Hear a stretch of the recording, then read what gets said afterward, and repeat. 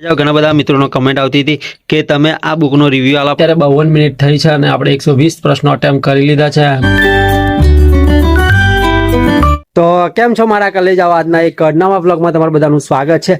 આજે છે મિશન પોલીસનો 24 દિવસ અને આજે મારા કલેજાઓ રવિવાર છે. તો આજે આપણે આપવાનો હોય છે મોક ટેસ્ટ, પરંતુ કેવું કે આજે શરદી થઈ ગઈ છે, એના લીધે જબરજસ્ત માથું દુખી રહ્યું છે. એના કારણે હવે જોઈએ કે કઈ રીતના આપણે મોક ટેસ્ટ આપે. આપણે આમ તો 3 કલાકનો કેવું કે 200 માર્ક્સનો મોક ટેસ્ટ આપવાનો હોય છે, પરંતુ હવે મારો વિચાર એવું છે કે પાર્ટ બી કે પાર્ટ એ નો ગમે તે એકનો જ મોક ટેસ્ટ આવીશ, કેમ કે કન્ટિન્યુ 3 કલાક સુધી કેવું કે દિમાગમાં કેવું કે જે વિચારો આવવા જોઈએ આવે ને, અને પછી યાદ નહીં આવે તો પછી જોઈએ મોક ટેસ્ટ નહીં જાય. તો મિત્રો અત્યારે 4 વાગ્યા છે ને અત્યારે હવે આપણે જે 2025ની યુવાની મોક ટેસ્ટની બુક હતી એમાંથી મારા કલેજાઓ આપણે 7મા નંબરનો જે છે એમાંથી મોક ટેસ્ટ આપવાનો છે. અને પાર્ટ એનો તો આપણે ઓલરેડી મોક ટેસ્ટ આપેલો છે, પરંતુ અત્યારે આપણે માત્ર ને માત્ર પાર્ટ બીનો મોક ટેસ્ટ આપવાનો છે, કેમ કે મોસ્ટ ઓફ આપણે પાર્ટ બીમાં તકલીફ પડી રહી છે. સાચી વાત ને?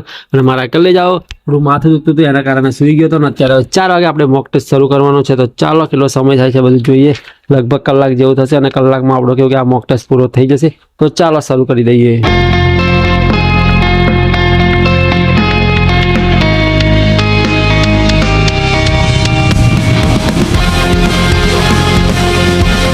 તો મારા કલેજાઓ અત્યારે 52 મિનિટ થઈ છે અને આપણે 120 પ્રશ્નો અટેમ્પ કરી લીધા છે. એમાંથી આપણે કેવું કે 44 પ્રશ્નો નોટ અટેમ્પ કર્યા છે અને 44 માંથી 16 પ્રશ્નો કેવું કે કરંટ અફેરના હતા, એટલે કરંટ અફેરના બધા પ્રશ્નો છોડી દીધા છે, કેમ કે કરંટ અફેર તો 2025 નું હતું. હવે આપણે 2025 નું કરંટ અફેર તો કરેલું નહીં. સાચી વાત ને? એટલે કરંટ અફેરના પ્રશ્નો બધા છોડી દીધા છે.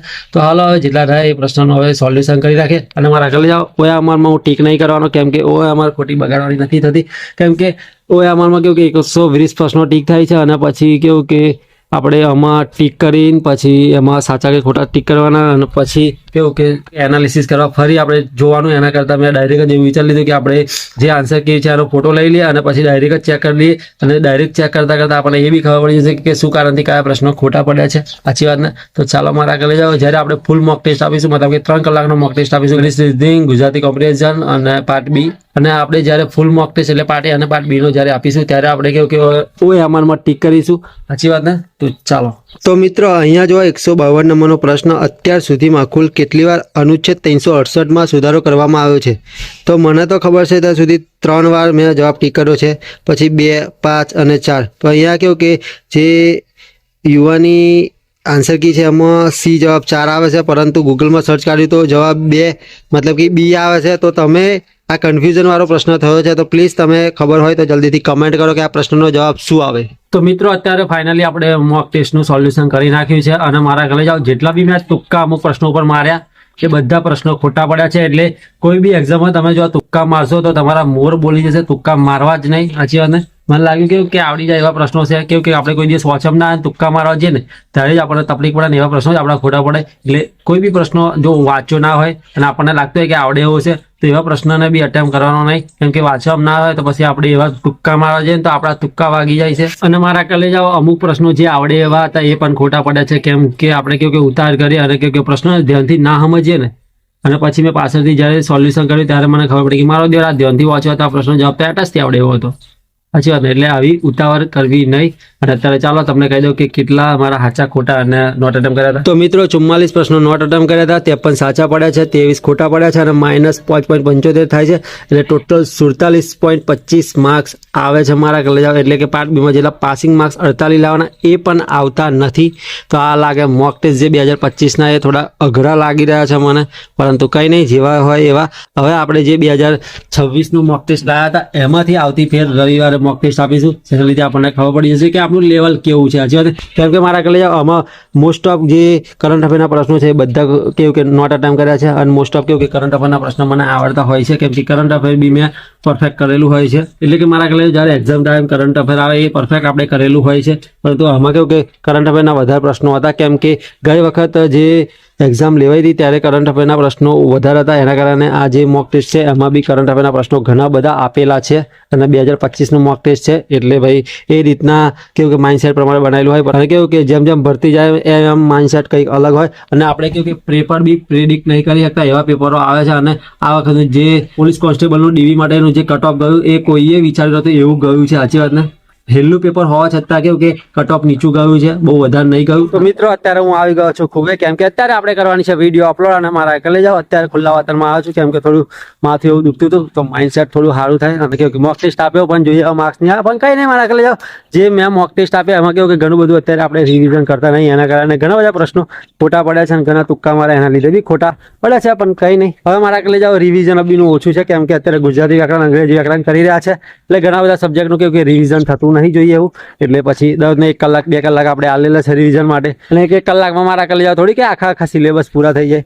પરંતુ કંઈ નહીં, અત્યારે કેવું કે જે નથી આવડતું, જે કર્યું જ નહીં એને અત્યારે કરવાનો ટ્રાય કરીએ છીએ, મતલબ કે જે અંગ્રેજી ગુજરાતી વ્યાકરણ આપણે અત્યાર સુધી ક્યારેય કર્યું નહીં એને કરવાનો ટ્રાય કરી રહ્યા છે, એના ઉપર થોડું ફોકસ છે, એ થઈ જશે એટલે પરફેક્ટલી આપણે કેવું કે એક દિવસ પરફેક્ટલી એક સબ્જેક્ટને આપતા રહીશું, જેના લીધે પરફેક્ટલી બધું જ આપણું રિવિઝન થતું રહે. સાચી વાત ને? તો અત્યારે કેવું કે માઇન્ડ ફ્રેશ કરીએ. અહીંયાનું લોકેશન જોવા કેટલું મસ્ત લાગી રહ્યું છે મારા એકલે જાઓ, અને મિત્રો અહીંયા જોવા ખુલ્લામાં વાતાવરણ કેટલું મસ્ત છે અને ખુલ્લું જગ્યા છે, એટલે કેવું કે મસ્ત ઠંડો ઠંડો પવન આવી રહ્યો છે અને મસ્ત લાગી રહ્યું છે, અને વાદળ બી અત્યારે આવ્યું છે, વરસાદનું મોસમ લાગી રહ્યો છે, પરંતુ વરસાદ પડતો નહીં. પણ કંઈ નહીં, ચાલો શાંતિથી બેસીએ, વિડીયો અપલોડ કરી દઈએ, વિડીયો અપલોડ કરી જાય એટલે પછી ઘરે જઈએ. તો મિત્રો ફાઇનલી અત્યારે આપણી વિડીયો અપલોડ થઈ ગઈ છે, અને મારા એકલે જાઓ આજે રવિવાર છે એટલે આપણે કેવું કે વાંચવાનું નહીં હોતું, મતલબ કે આજે મોક ટેસ્ટ ચાલવાનું હોય છે, એટલે આપણે મોક ટેસ્ટ આપ્યો છે. અને કેવું કે આપણે કેવું કે 200 માર્ક્સનો મોક ટેસ્ટ આપવાનો હોય છે, પરંતુ કેવું કે માથે એવું દુખતું હતું ને પછી મેં કીધું આપણે જે સબ્જેક્ટમાં વીક છે, જે સબ્જેક્ટમાં અત્યારે વાંચી રહ્યા છે એ સબ્જેક્ટમાં મોક ટેસ્ટ આપતા રહીએ, જેના લીધે આપણને ખબર પડે કે કેવું આપણું લેવલ હજુ છે. સાચી વાત ને? પણ કંઈ નહીં, હવે લેવલ તો એટલું બધું બનતું નહીં, કેમ કે કરંટ અફેરના પ્રશ્ન ઘણા બધા હતા. મોસ્ટ ઓફ કરંટ અફેરના કેટલા લગભગ 16 પ્રશ્નો હતા, બીજા હતા ઘણા બધા પ્રશ્નો, પણ મેં કેવું કે એક કઈ પ્રશ્ન તુક્કો મારવાનો ટ્રાય નહીં કર્યો, 1-2 તુક્કા મારવાનો ટ્રાય કર્યો, પણ એ બધા ખોટા પડ્યા છે. અત્યારે હાલો હવે ઘરે જઈએ, થોડા ફ્રેશ બેસ થઈ જઈએ. તો હાલો. તો મિત્રો આપણે આ બુક લાવ્યા હતા પોલીસ કોન્સ્ટેબલની યુવાની, જે પાર્ટ બી માટે સ્પેશિયલ છે, અને મારા એકલે જાઓ ઘણા બધા મિત્રોનો કમેન્ટ આવતી હતી કે તમે આ બુકનો રિવ્યૂ આલો, પરંતુ હું જ્યાં સુધી વાંચું નહીં ત્યાં સુધી આ બુકનો રિવ્યૂ કેવી રીતે આલું. પરંતુ ચાલો તમને અનુક્રમણિકા એવું બતાવું જેના લીધે તમને આઈડિયા આવે કે આ બુક કેવી છે. સાચી વાત ને? હું વાંચીશ પછી તમને રિવ્યૂ આપીશ કે આ બુક કેવી છે આમ, પરંતુ વાંચે પહેલાં હું રિવ્યૂ તમને આપી શકતો નથી. સાચી વાત ને મારા એકલે જાઓ? એટલે જેને વાંચ્યો એ પ્લીઝ કમેન્ટ કરજો કે આ બુક કેવી છે. તો ચાલો સૌથી પહેલાં તો જો અભ્યાસક્રમ આપેલો છે, એટલે પોલીસ કોન્સ્ટેબલનો જે સિલેબસ છે એ પહેલો જ આપી દીધો છે, જેના લીધે આપણે કેવું કે સિલેબસ ખોરવા જવું પડે નહીં. પછી ગયા વખત લગભગ 2023-24નું જે પેપર હતું એ આપ્યું છે કે શું ના બનાવેલું છે. તો હા, જ્યારે 2025નું લગભગ પેપર લેવાયું ને એ પેપર આલેલું છે મારા એકલે જાઓ. તો મિત્રો આ સિલેબસ નથી, આ જે ધારો કે જે પ્રશ્નો પૂછાયા હતા એનું લગભગ લિસ્ટ આપેલું છે, જે કેવું કે પ્રકરણ વાઇઝ પૂછાયા હતા, જે પોલીસ કોન્સ્ટેબલની 2025માં એક્ઝામ લેવાય એના આધારે કે કયા સબ્જેક્ટમાંથી કયા પ્રશ્નો પૂછાય એ લખેલા છે. જોઈ શકો છો તમે કયા કયા સિલેબસ સાથે બધું પરફેક્ટલી આવ્યું છે. વાહ જી વાહ. પર્યાવરણના બી 2 પ્રશ્નો પૂછાયા હતા ગયા વખત, અને પર્યાવરણ તો સિલેબસમાં આલેલું નહીં મારો દિવસ. અને મિત્રો 2025નું જે કટ ઓફ ગયું હતું એ બધું આપી દીધું છે. એટલે જો બિન હથિયારી, પછી જેલ સિપાહી, હથિયારી પોલીસ, SRPF એ પણ આપી દીધું છે. તો અહીંયા શું છે? પ્રકરણ, બંધારણ, સામાન્ય વિજ્ઞાન, સામાન્ય જ્ઞાન, અનુક્રમણિકા મારા એકલે જાઓ જો આલેલી છે, અને આ ડિટેલિંગ વાળી અનુક્રમણિકા આપેલી છે. તો ચાલો હું તમને બતાવી દઉં, જોઈ લો આ રીતે કંઈક છે. તમે બી પરફેક્ટલી જો આ બુકનો રિવ્યૂ જોતો હોય તો કમેન્ટ કરજો, જો વધારે કમેન્ટ આવશે તો આપણે આ બુકનો જરૂરથી પરફેક્ટલી વાંચ્યા પછી રિવ્યૂ કરીશું. સાચી વાતને મારા એકલે જાઓ? તો આ રીતનું કંઈક સ્ટ્રક્ચર અને કંઈક એવું કે સિલેબસ છે. તો આઈ હોપ મારા એકલે જાઓ તમને આજનો વ્લોગ ગમ્યો હશે તો લાઈક, શેર અને સબસ્ક્રાઇબ કરી નાખજો. એક નવા વ્લોગમાં મળીશું. ટેક કેર, બાય બાય, જય હિન્દ, જય Bharat. Big thank you for being here. बहुत बहुत धन्यवाद.